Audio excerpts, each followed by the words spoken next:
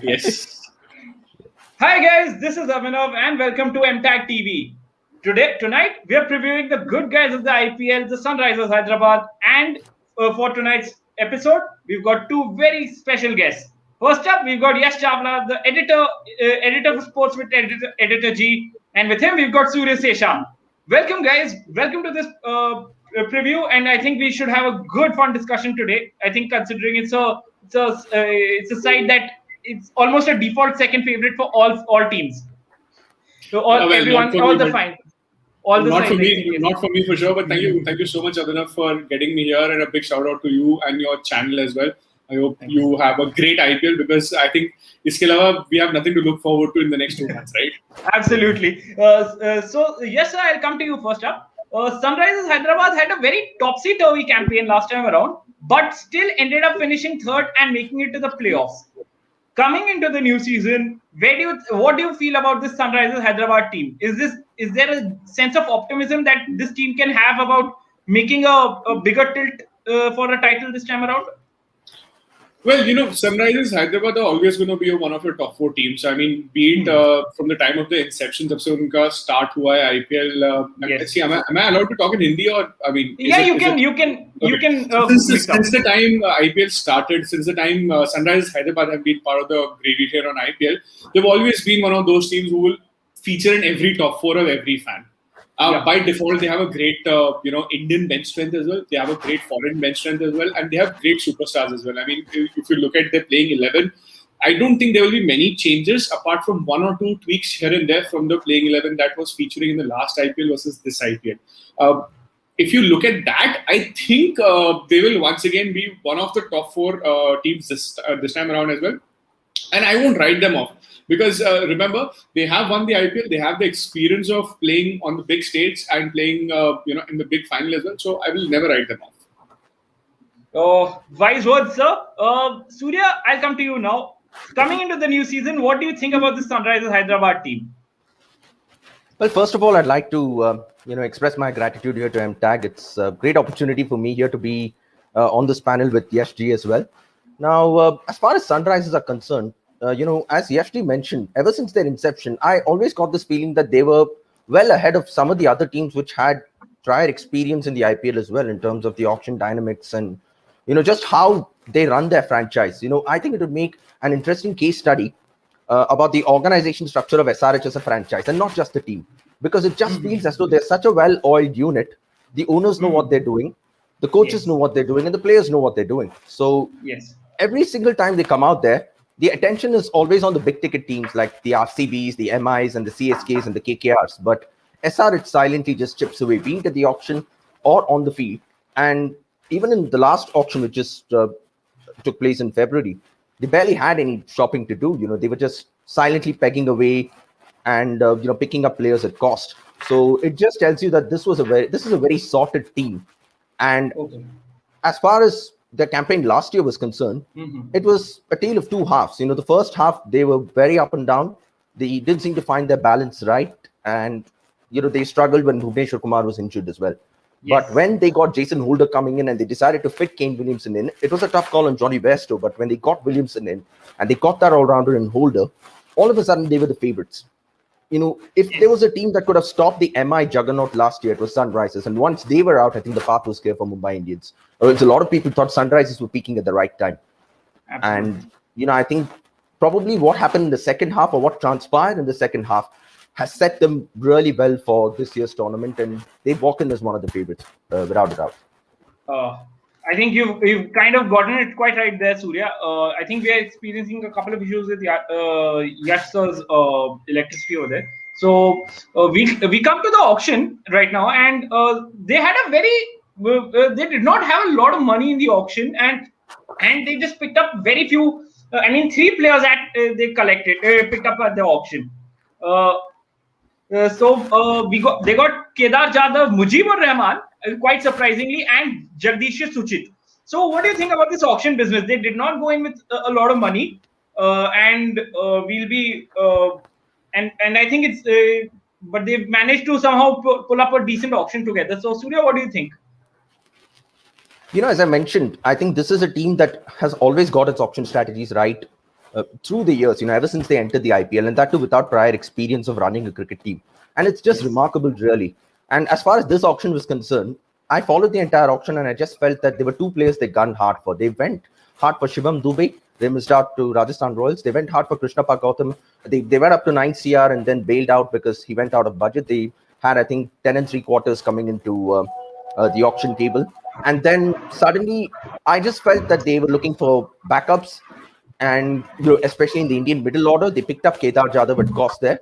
And should the need arise to play an experienced Indian batsman, he can just come in. I don't see him as a necessary starter in the first 11, but anytime in the tournament, you never know, he could just come in. They could have done with an extra Indian spinning option just to give themselves that option of playing someone along with Rashid. And Suchit, I think, is a pretty underrated cricketer.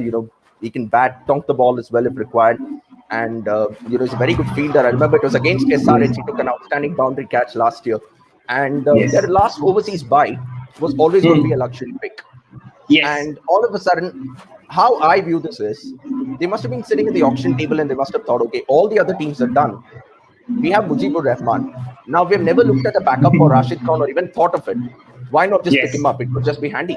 Now, suddenly Rashid Khan gets injured, you throw in Mujibur Rahman. I think that's just a phenomenal buy just to have on the bench, because they've already got a lot of players who might not walk into that first 11 purely on the basis of, just 4 overseas players being allowed. But suddenly Rashid has a nickel, you throw in Mujib. How good is that? Absolutely. I think you've got it quite right over there. Very well explained there, Soorya. So, there was some business post-auction as well. Recently, they had to face the withdrawal of Mitchell Marsh due to concerns of the buyer bubble and the mental health that gets affected with it. And they had a very interesting choice of opener of a replacement player who actually, I think, shocked everybody. Jason Roy being included as a replacement player for Sunrisers Hyderabad, especially when they've got David Warner, Johnny Bairstow, Vridhiman Sahar, Shrivats Goswami, Kane Williamson, who can all open the innings.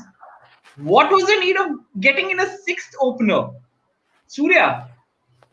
Well, this is a little surprising to me as well. And this is where I add a bit of a postscript to what I mentioned, that their last overseas pick was a luxury pick. Now, had they been aware of Mitch Marsh's unavailability prior, that is before the auction, they might have gone for a seam bowling all-rounder in the auction and gone hard maybe for a Ben Cutting or a Dan Christian or a player of that caliber. And but I think since they were under the assumption that Marsh is going to come, they decided to go with Mujib. Now, with Marsh withdrawing, I had Marsh in my first 11, to be honest. I penciled him in my first 11 because I thought Marsh is a better batsman than Jason Holder, and with Bhuvneshwar coming in and partnering Natarajan, the bowling is sorted. So it's a bit of a surprise that they've gone for another opener like Jason Roy, because you're already having a problem of plenty. Let's just accept it. It's an embarrassment of riches, really, when you've got Warner, Bairstow, and Kane Williamson, and you can slot in only 2 for the purpose of balance. So it is a bit of a surprising decision. Maybe the caliber of all-rounders they were looking for in the auction weren't available, and logistics also meant that Jason Roy was in India really with the England team, and he could just come over from the bubble and avoid the need to quarantine and stuff like that. But I still find it a little perplexing as to why they went for another opener. I'm not sure if he's going to be starting, because you got to pick only 2 between Warner, Williamson, and Bairstow. Warner walks in as the captain. I would pick only 1 between Williamson and Bairstow, which we'll come to a little later. So that was an interesting buy, I must say. Yes, sir, I'll come to you. We were discussing about the auction that Sunrisers had. It was they did not go in with a lot of money. They tried to bid for a couple of players whom they got outbid for, but they ended up buying Mujibur Rahman, Kedar Jadhav, and Jagdishar Suchit all at base price. What do you think about their auction business and then the late business they did in the replacements by getting in another opener in the form of England's hard-hitting batsman Jason Roy for Mitchell Marsh? I want your views on that. Well, first of all, I would like to apologize for the bad internet connection that I had, and I had to log out and then logging back. But coming back to your question, I think Jason Roy, they picked Jason Roy in the auctions only as a substitute for a possible David Warner, because if David Warner gets injured, automatically Williamson becomes the captain and the opener slot is opened up. I know they have Johnny Bairstow as well, but since it's a long tournament, there are 14 matches, and bubble fatigue is also a big factor, which is why they picked him up. But I don't see Jason Roy walking into the playing 11 immediately, because I see Ridhiman Saha opening for sure with Johnny Bairstow. With David Warner. The reason why also I would like to comment on what Soorya was saying about the fact that Jason Holder versus Mitchell Marsh as an option. Like Mitchell Marsh is a very good pace hitter, but Jason Holder is a very good spin hitter. Keeping in mind, you need an enforcer at number 5 and number 6 spot, maybe number 7 spot. Which, if see, the ideal situation is that you look at Mumbai Indians. You have Krunal Pandya, Hardik Pandya, Krunal Pandya, and Karen Pollard. You have the best 5, 6, 7 in IPL in the business. I think probably in the entire world. Now they look at Jason Holder to replicate what Karen Pollard is doing as well. He's an enforcer and he has to bring that role. I don't see Mitchell Marsh putting up an enforcer show. So I think the absence of Mitchell Marsh is actually a blessing in disguise for Sunrisers Hyderabad. Absolutely. I think also there are quite a few questions coming in for Kedar Jadhav. Kedar Jadhav being bought by Sunrisers Hyderabad. So Piyush Zaware coming in. Kedar Jadhav seems an interesting choice. If Priyam Garg or someone like Abhishek Sharma fails to perform, then Kedar may come in handy. What do you think? Very low chances of Kedar Jadhav playing, because again, T20 is a very evolving industry or an evolving format. I don't see Kedar Jadhav playing a single game at all. Like, let's be honest, your Abdul Samad, Abhishek Sharma, and even I would say Priyam Garg doesn't feature in my playing 11. I mean, it's going to be very difficult for Priyam Garg also to feature in the playing 11. Samad walks in because he is kind of an enforcer role. At number 5, he is smashing bowlers, specifically spinners, because he's shown it in the past as well. So I don't see, and Abhishek Sharma, of course, goes in for extra depth to your batting as well as an attacking spinner. So I don't see even Priyam Garg fitting into the playing 11, leave alone Kedar Jadhav. Kedar Jadhav was picked up just the same way Chennai Super Kings picked Cheteshwar Pujara. We're getting a couple of humorous quips for Kedar Jadhav. Pratyush saying King Kedar is too fast for T20s. Maybe he can play in T10. That's a very sharp point there, Pratyush. So now we'll come to the one of the discussion points that Sunrisers faced last year was of that 4th overseas player. They constantly had to juggle their that 4th overseas player constantly. In fact, the 3rd and 4th overseas player for them. True. So, what do you think? And that was kind of that became a bit of a trouble for them, because their middle order was not firing, and it has very young Indian names in it. So, what do you think going into this season? How do they resolve their 3rd and 4th overseas player conundrum and the middle order conundrum now? Basically the thing is that again Mitchell Marsh's absence is actually a blessing in disguise for Sunrisers. You know why?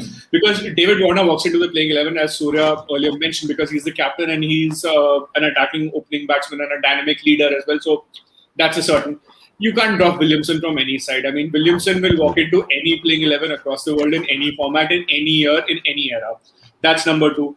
You cannot possibly drop Rashid Khan, because Rashid Khan is the most valuable T20 cricketer, specifically when it comes to bowling in modern times. You cannot drop that. So, Bache, there's only one spot. Jason Holder, because of his 6-hitting abilities against spinners, walks into the playing 11.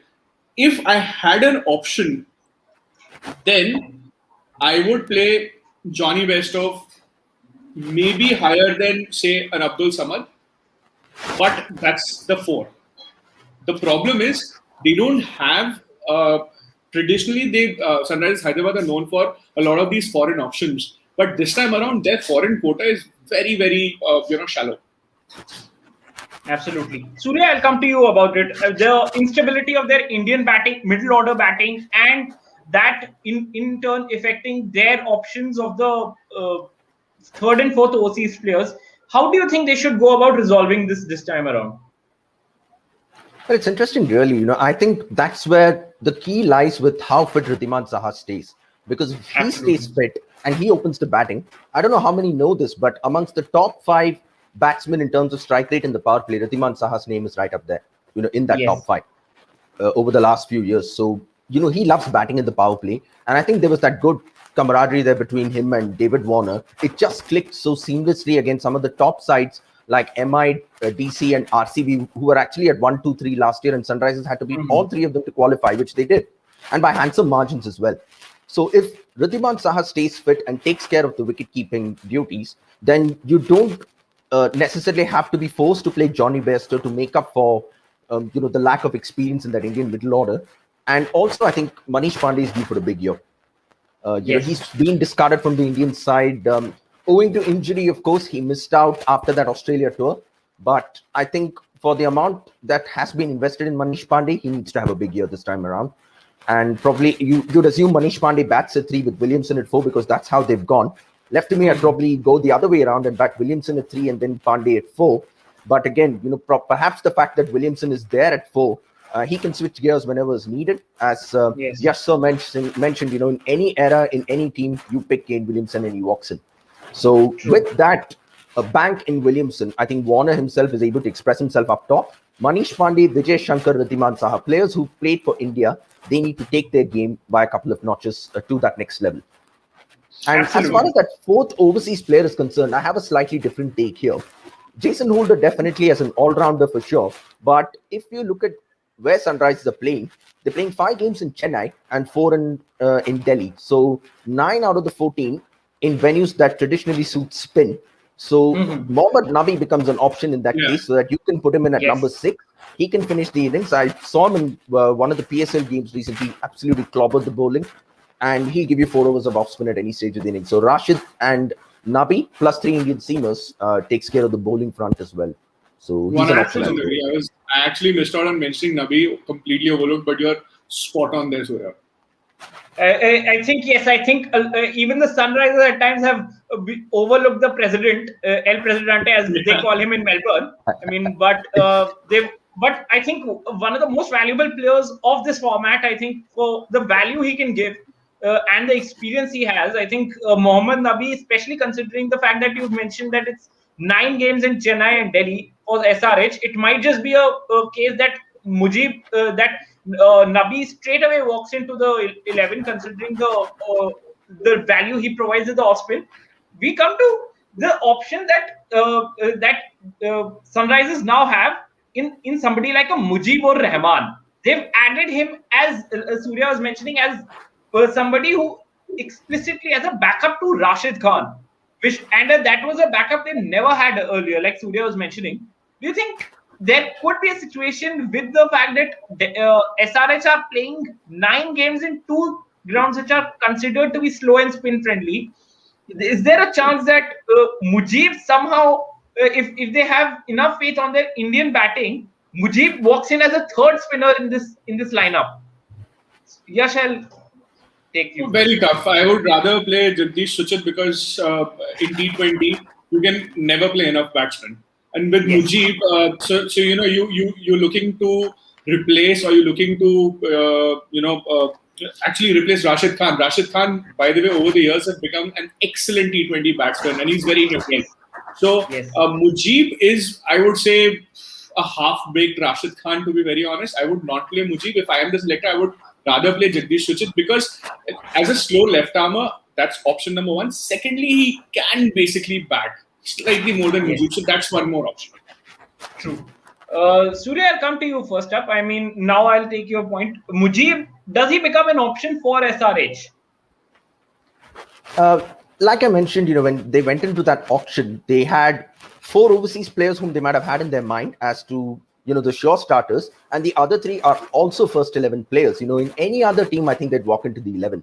Imagine you've got a bench strength of Jason Roy, Mujibur Rahman, and potentially, one between Holder and Nabi, and even Johnny Bairstow on the bench. They'd make a good quartet for any other IPL team, for that matter, or franchise team across the world. So that's the kind of depth they've got. That Mujib was just a luxury pick. Should Rashid get injured, he comes in, because I don't think Sunrisers have Indian batsmen who can chip in with a couple of overs. Maybe they have Vijay Shankar, maybe they have Abdul Samad who can bowl a bit of leg spin.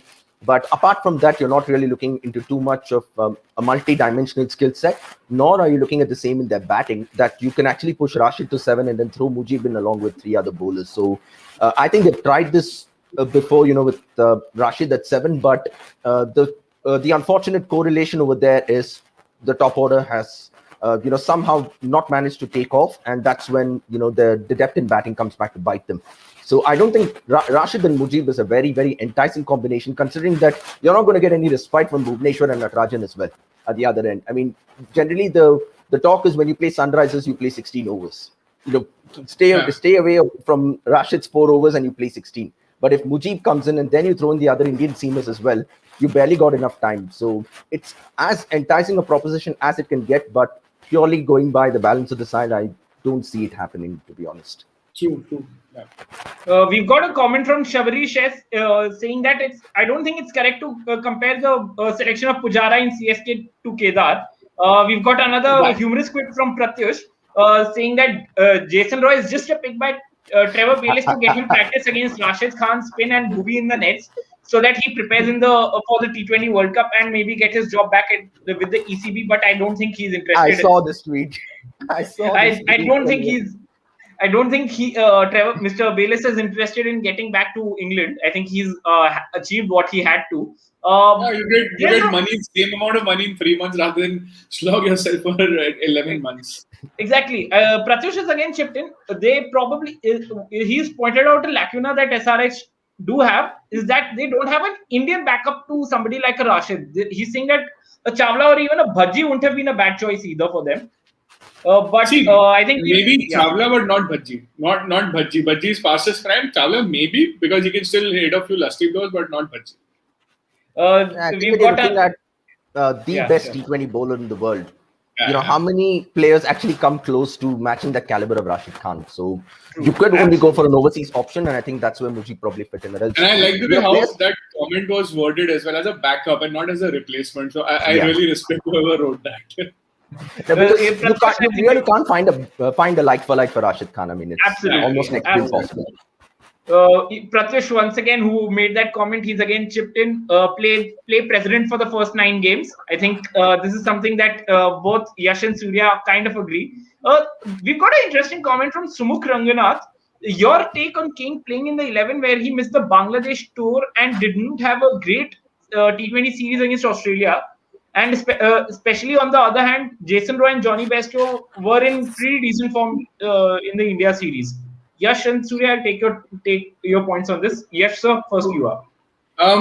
See, Roy and Johnny, let's be honest, they are openers. Okay? Yeah. They are openers. They are great. I understand the love and affection for English over Kiwi cricketers is great. I understand that. But let's look at the options. Kane Williamson is an anchor player. But Kane Williamson is also an enforcer. If you want him to switch gears, he can switch gears. Whereas Johnny Bairstow, he's a one-dimensional player. He likes to attack. You've seen it against Indians in spin-friendly conditions that he had no clue where the ball was going in test matches. I don't think he was even interested in playing test matches in the first place. But I see, very honestly, Johnny Bairstow maybe playing a couple of matches if David Warner is injured and not as someone who walks into the playing 11. As far as the other person goes, my thought process is that this playing 11 that we had discussed, so we start with Warner and Ridhiman Saha on top, then Manish Pandey, Kane Williamson, 3-4 alternating. They don't fit until unless there's a major injury or you are trying something way out of the box. Then probably. Otherwise, I don't think so. Because if you're going to play Ridhiman Saha, where else would you fit him in? Plus, also, I still believe that Rashid Khan is being underutilized by Sunrisers Hyderabad as a pure batsman. Usko bahut niche khila raha hai. If he goes out at number 6 or number 7 or number 8, then it's a pure waste. Then, apart from the 4 overs, he can give you more, and you're not taking the maximum out. True. I mean, there's a chance that the SRH might look at what KKR did with Sunil Narayan for a couple of seasons as an opener and maybe use him as a pinch hitter to just go tee off at the start. That was inspired by CPL because they've seen Sunil Narine open in CPL and that was inspired. Rashid Khan, on the other hand, has no experience. I mean, charity begins at home, I understand, but ये थोड़ा ज़्यादा हो जाएगा. I mean, this will be a far-fetched call. True. There's an interesting question from Piyush Zaware again. What do you think of who will be the standout player for Sunrisers this season? Will someone like a Priyam Garg and Abdul Samad make the most of their opportunities? I'll take you both on. Soorya, I'll take you first. Well, I mentioned this recently, on Twitter about the Indian cricket team, and that is about a certain player. When Bhuvneshwar Kumar does well, India sleeps well, and likewise for Sunrisers. There's a direct correlation and causation. If Bhuvneshwar does well, for me, the big player among the Indian players that I'm looking forward to, of course, is going to be Bhuvneshwar because unfortunately in 2018 he was in and out of the side with injury. 2019 he was handed captaincy as well, and then there was that workload management that had to happen with the World Cup coming, and then last year, of course, unfortunately it was 4 games and he was done. So I want to see how well Bhuvneshwar goes. So he's the player I'm going to watch out for. If one out of Priyam Garg or Abdul Samad or even a Virat Singh can really step up in that middle order and tonk on a consistent basis, then I think that really opens up the side to a lot of freedom and flexibility, because that, at the end of the day, really releases pressure off the head of the snake, and the head of the snake is David Warner. I think that's where as well, with Williamson at 4, you just feel that Warner completely closes his eyes and believes in Williamson, and he goes for it. And when Warner goes for it and he bats 10 overs, he's going to win you the game. So among the Indian players, if one of their batsmen can step up, it would be great. And if I can just make an addition to what Yash sir had mentioned about Rashid's batting skills, I think it comes down to the number of overs left. Beyond the 15th over, I'd say throw Rashid in. It doesn't matter how many wickets have fallen. You give him 4 or 5 overs, he's going to tonk. He clears big boundaries at the MCG and the Adelaide Oval in the Big Bash.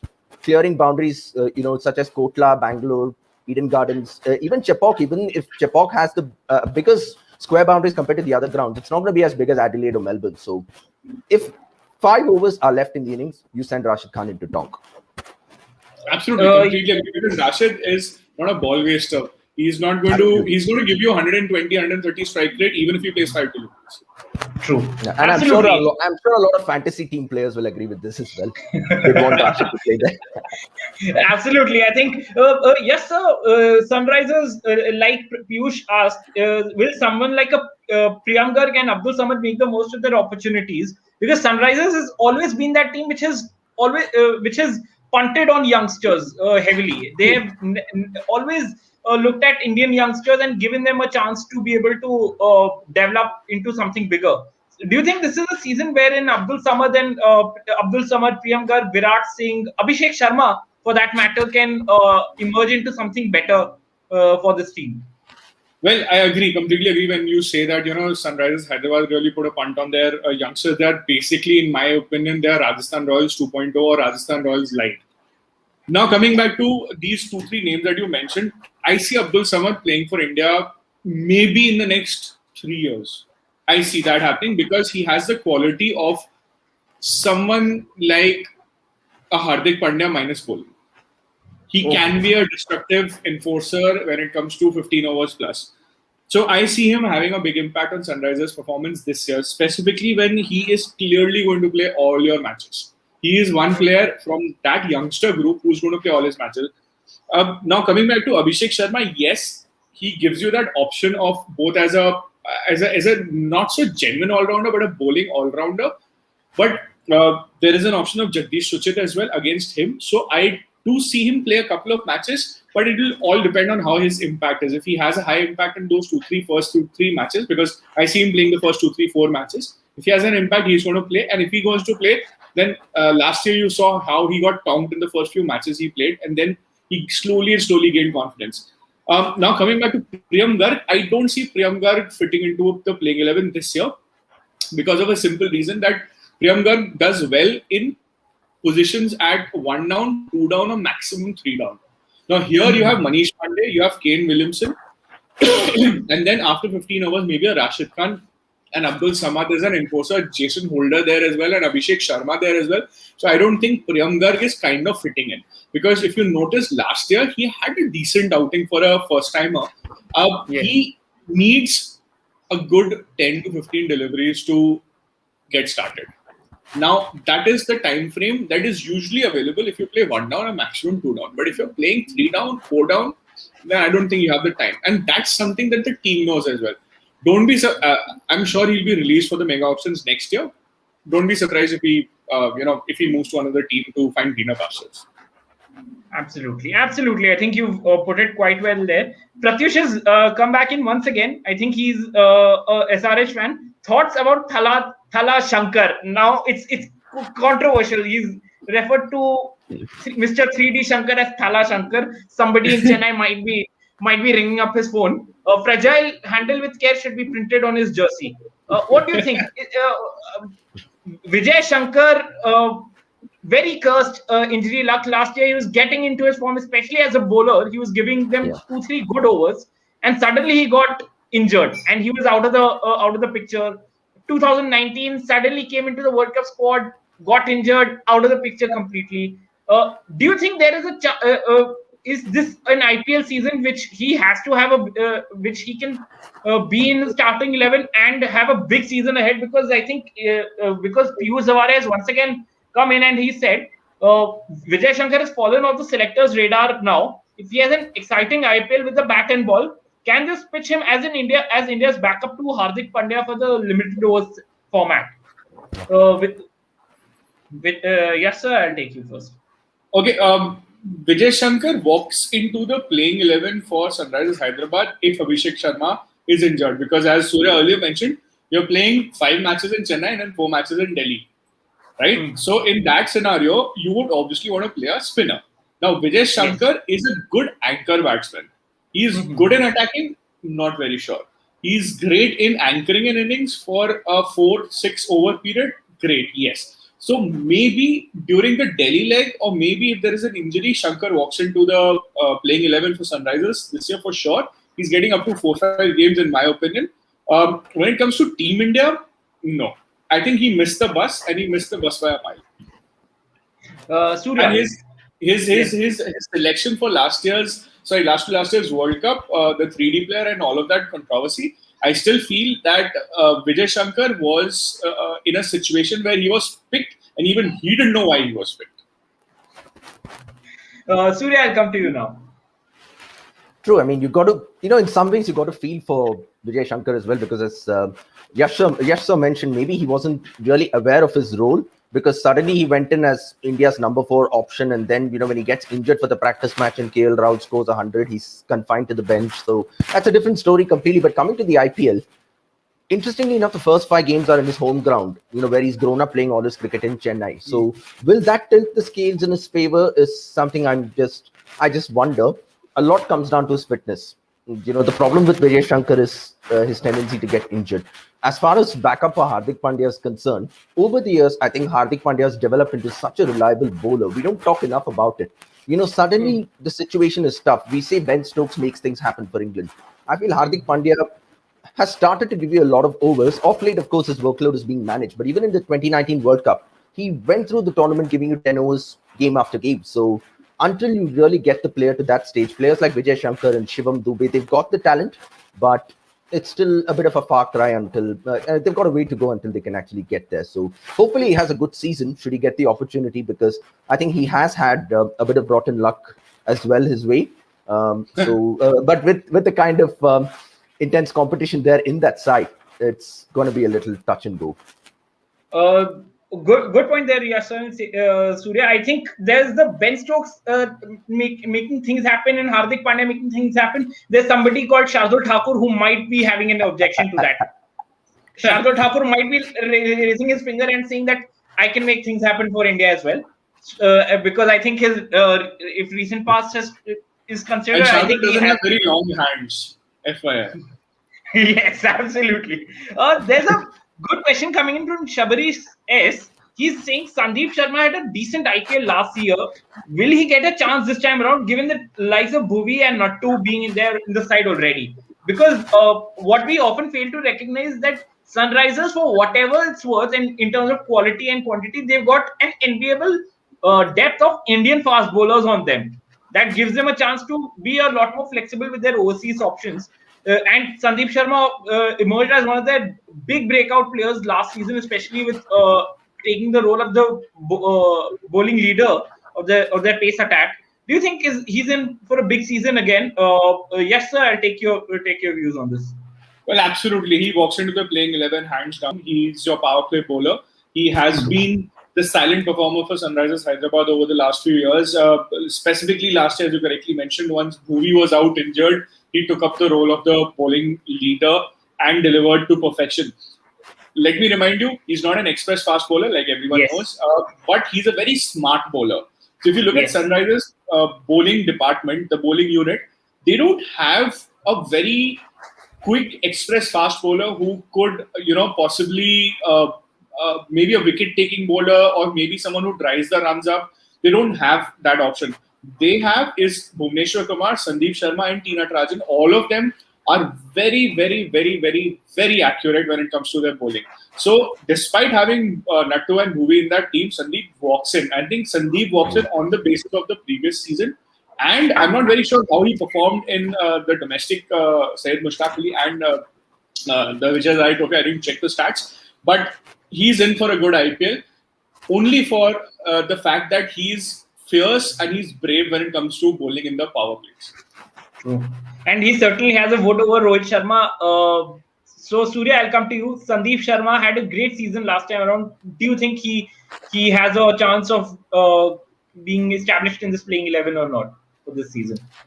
Well, he's had the vote over Rohit Sharma, Virat Kohli and Chris Gayle. His IPL record, he has this knack of picking the big fish up top and setting the game for you. For me, 200%, he walks into the lineup. If you play Bhuvneshwar, Sandeep and Natarajan, Bhuvneshwar bowls 2 up front, 2 at the death. Natarajan bowls 2 at the death and probably 1 in the middle overs and probably the last over of the power play. He bowled the 6th over, the toughest over in the power play on a number of occasions last year. And then you give 3 to Sandeep Sharma and then he can give you 1 at any stage of the innings later on. He just completes that bowling lineup. And again, it opens your side to playing Mohammad Nabi and not necessarily going for an Indian spin option like a Suchit or a Shahbaz Nadeem for that matter. So Sandeep walks in as far as I'm concerned. And again, going back to the venues, Chennai and Delhi will help his cutters and his knuckleball. He has 2 to 3 different knuckleballs, by the way. He bowls one with 2 fingers. He bowls one with 3 or 4 fingers as well. I don't know how he grips that ball. We can do a complete thesis on that. But it's absolutely, it's very interesting as to how he gets that grip and control. And even if he has to go to a venue like Kolkata where they play 3 games, I think the pitch at Eden will aid his natural USP, and that is swing. So he comes in for all games as far as I'm concerned. Pratyush, once again coming in, Sandy and Bhuvi have similar IPL stats in bowling, and I think that's a very good spot there, Pratyush. I think the only difference though is Sandeep bowls more in the power play and Bumrah bowls more at the death. But as far as numbers are concerned, it's absolutely similar. Absolutely. I think that pace attack gives Sunrisers a lot of options to play around with. Ekansh More coming in, SRH have the best bowling attack. I think I don't think there'll be a lot of debate on it. I'll actually take your views on it. Is there a debate? Sunrisers having the best bowling attack on them? Yes, sir. I would say best Indian bowling attack. Minus Rashid Khan, they're the best Indian bowling attack. Okay, absolutely. Surya, a quick that troika of Bhuvi, Sandeep and Natarajan. And then they've got 3 others on the bench in Khalil Ahmed, who's played for India, Siddharth Kaul, who's had a terrific domestic season in the SMA and the Vijay Zari, by the way. And he's played for India as well. He's played for India as well. And they've got Basil Thampi, who was the emerging player in 2017. Kind of fallen off the radar, but again, another option. This troika alone of Bhuvneshwar, Natarajan and Sandeep is better than most Indian bowling, fast bowling lineups put together across the other franchises. So I think the kind of Indian attack they've got, it's just phenomenal. And you add Rashid there, it's right up there. I think Delhi Capitals fans will want to debate with that because when you got Rabada, Nokia, Ashwin and Akshar Patel there, that comes very close to. They're going to give Sunrisers a run for their money in the bowling department, and Mumbai Indians is Mumbai Indians. So, it's there in the top 2 or 3 at least. But they've got one of the shrewdest bowling attacks. They just know how to adapt to conditions. If you merge Mumbai Indians as a team along with Sunrisers Hyderabad, so you take Mumbai's Indian batting and Sunrisers Indian bowling, trust me, that will be a stronger team than Mumbai Indians, and Michael Vaughan will tweet about this. I think Mr. Michael One, you've got an idea over here. I think Yes has given you a perfect idea. We've got another question line coming from Pratyush. Only thing is the lack of a 140 plus bowler, and Colin Thumpy can clock those speeds, but they go for runs, which actually begs the question: when Mitchell Marsh pulled out, why couldn't they have gone for somebody like a Reece Topley who's already there and could have offered this team something completely different, of a 6'8", 6'7", 6'8" left arm pacer who's coming in to bang the ball into the pitch. Yes, sir. Well, Reece Topley, for the little we saw him in the India-England series, and for what little I've observed about him in the English domestic county leagues as well. He does bang the ball in. He's 6'8", but yes, he's also not a very smart bowler. Mitchell Marsh obviously is a better pick than him because, of course, he can bat. Well, but with Marsh opting out, yes, they should have gone for Reece Topley. Specifically for the last point that someone made about a fast bowling enforcer. You have a batting enforcer, you need a bowling enforcer as well. And correctly mentioned, Siddharth Kaul and Basil Thampi can go for a few, but I still believe that if Siddharth Kaul walks into the bowling unit for Sunrisers Hyderabad in this season, he has a lot of point to prove. Firstly, he just got one chance last year, which ended in mayhem. Like, you can not forget that onslaught between Kyron Pollard, if I'm not wrong, and Krunal Pandey in the last. Krunal Pandey. That I think it was a nightmare. And personally speaking, he was crestfallen. Like I happen to know him slightly well. He was crestfallen. He did not get a chance. He was eager to perform. He was eager to improve those numbers, but he did not get a chance. That kind of an anger and that kind of willingness to prove your mettle, because you are an Indian pacer, you've been to Team India, you've been through the rigors of this earlier.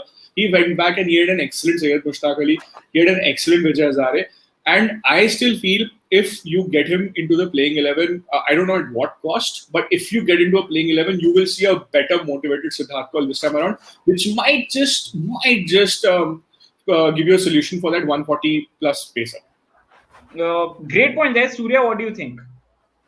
Absolutely, I completely agree with what Yash sir says. And probably if you're trying to manage Bhuvneshwar's workload and you want to, just give him a break maybe for a couple of games in between, perhaps that's where you throw someone like a Siddharth Kaul in. And unfortunately for Siddharth Kaul last year, he ran into Mumbai Indians in Sharjah. That was things were bound to go wrong over there. Unfortunately, think about the best enforcing team and the smallest ground.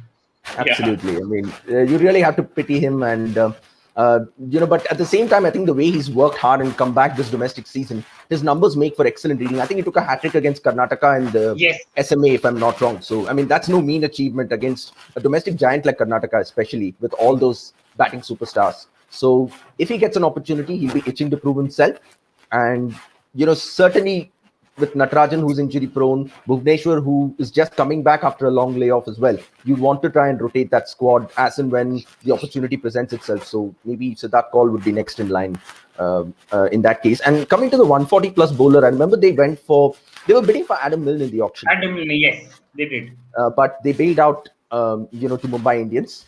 Yes. Wondering how they would have fit him or Reece Topley. In fact, apparently there's a contract between the ECB and the English players that 10 days post the auction concludes, if you're not signed up as a replacement player, you cannot go later on. So Reece Topley mentioned this on an Instagram post that he was interested in coming in as a replacement player, but unfortunately the contractual obligations meant that he couldn't make it. So perhaps that is why Reece Topley, there were rumors that Chennai Super Kings were considering him as a replacement for Josh Hazlewood, but he couldn't have made it in any case.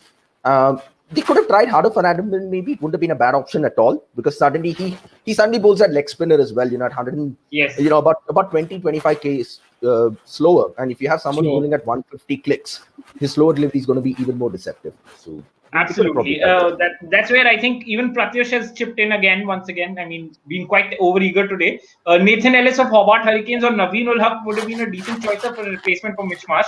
I mean, they could have just one another Afghan player was needed, and they could have renamed this team as Sunrisers Afghanistan. If they are already not named that. Big fan of Naveen Ulak, by the way. He's a big player. He's going to be a big player in the years to come. Ekansh More is actually come in. He's saying the middle order is still a huge problem. Manish Pandey's form will be pivotal for them to qualify. I think both we kind of agree with that. I'll now come to your playing 11s. What are the playing 11s that the two of you have in mind for Sunrisers Hyderabad this season, and what are the reasons and the rationales that you have in mind for slotting in a particular player at a particular position? Yes, sir. I'll start with you. Okay, I did my homework. I actually compiled my playing 11. So I'll start with David Warner, Ridhiman Saha. They picked themselves. Manish Pandey, number 3. Kane Williamson, number 4. They are floaters both. According to situation 3-4, they will switch. Abdul Samad comes in at number 5, specifically because he's a spin hitter. I would play Jason Holder at number 6, and then Rashid Khan, because they till 1 to 7 are your best 7. Then I would either play Abhishek Sharma or Jagdisha Suchit. Maybe Abhishek Sharma to start with because he's a youngster. Need to give him a chance as well. But Jagdisha Suchit is also, your tried and tested spinner over the last couple of years at least. Then the rest, Bhuvneshwar Kumar, Sandeep Sharma and T. Natarajan pick themselves. So I think that's my play. Very conservative, very straightforward.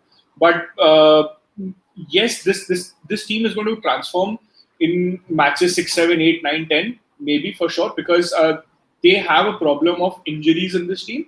And the same playing 11, of course, will not feature in all the matches, but it's going to have a massive transformation. Trust me, you'll have at least 3 to 4 changes from the team that's played the first match to the team that will play the last match. Soorya, I'll take your point.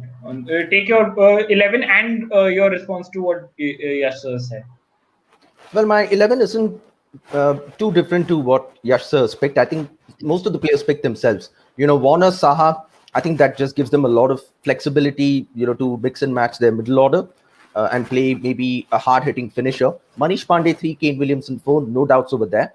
I was thinking of having Vijay Shankar at 5 just to start with him maybe. And given that he's the first 5 matches and Chennai is home ground again, but I will have Samad as well. I won't have Abhishek Sharma, or you can play Samad and then one between Vijay Shankar and Abhishek Sharma in case you want a left-hander with barring David Warner up top. You can play Abhishek Sharma, who interestingly opened the batting for Punjab in the SMA recently. Yes. So you can get a couple of overs from him too. And I'll play Mohammad Nabi at first. You can, based on the conditions, you can rotate him out with Jason Holder, of course. But I play Nabi as a second spinning option, and then the bowlers just pick themselves. Rashid, Bhuvneshwar, Sandeep, Natarajan, no arguments there. Absolutely. Even Piyush has chipped in with his playing 11 with almost the same. With Warner, Saha, Manish, Kane, Priyam Garg, he's picked at number 5. The president himself. One of Abhishek or Samad. Rashid, Bhuvi, Nattu and Sandeep Sharma. I think he's made that choice of between Abhishek and Samad to put Priyam Garg in. Ekansh More has put his playing 11 as well. Okay. Warner, Saha, Pandey, Kane, Samad, Kedar. Okay, very interesting. Nabi, Rashid, Bhuvi, Nattu, Sandeep. We've got a very brave man here in Ekansh. I think somebody who... I don't think IPL teams are more concerned about reputations now. I don't think there is more of emotions involved in picking playing 11. There's too much of data analysis going on in IPL teams. There's too much of performance analysis going on in those teams. They look at... So they have their... primarily after the auctions and before the auctions as well, they have their targets in mind. They're tracking their players all across the year. They know what performance they're giving. So it's a no-brainer. I mean, gone are those days when probably an owner or a team manager could influence a playing 11 saying, isko khila lo, usko drop kar do, yaar, there you coach wagera.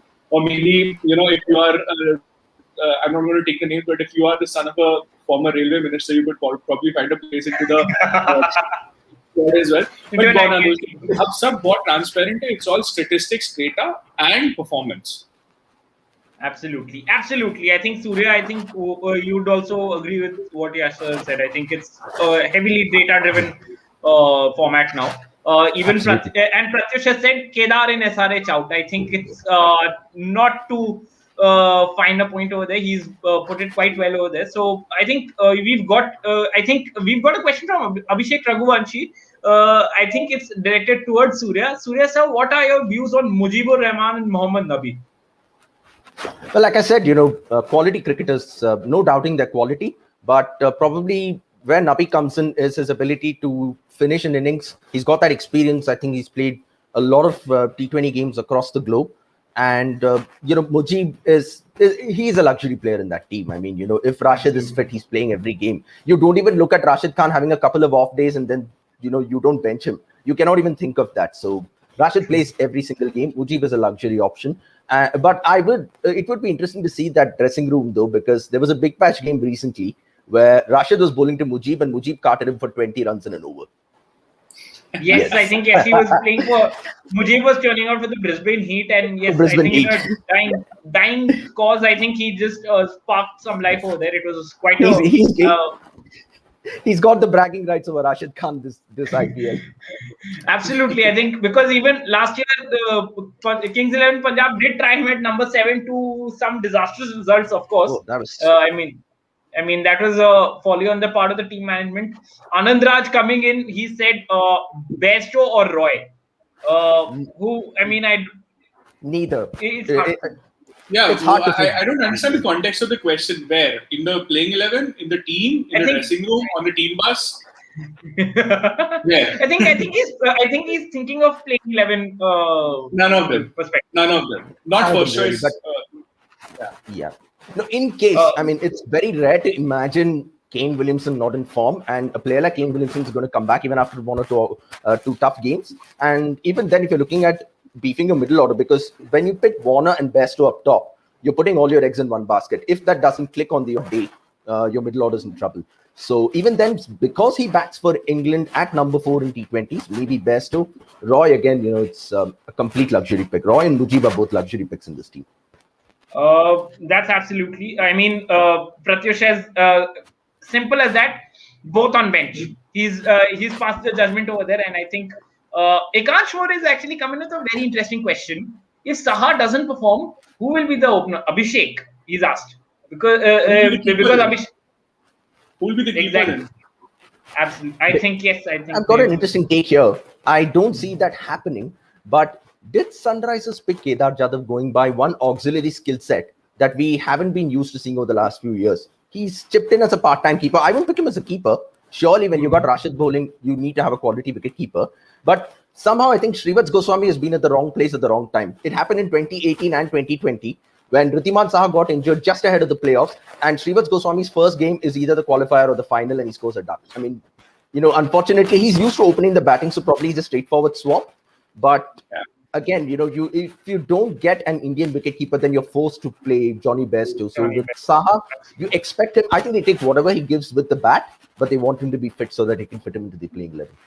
I think yes, because Saha's runs essentially are like a bonus, and what he does as a keeper, I think everyone knows just how quality he is as a wicket keeper in his own right. If Saha is playing as a pure batsman, then that's an insult to him.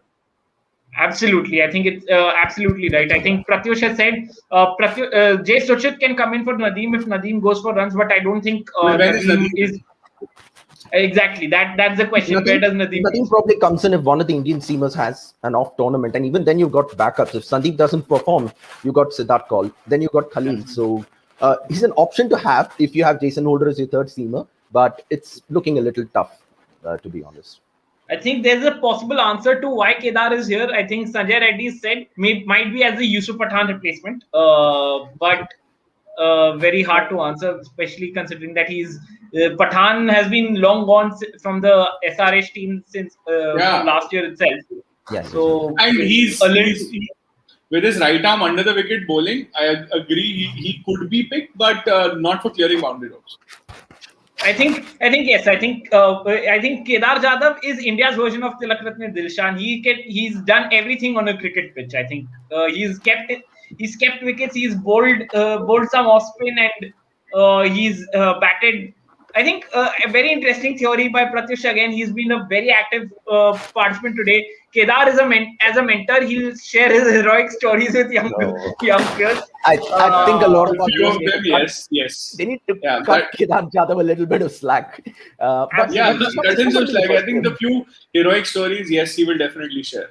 Look, I think at the end of the day, whatever opportunities he's got for India, he's still done a decent job. I mean, you know, of course, last year was, you know, it was a season he would want to forget.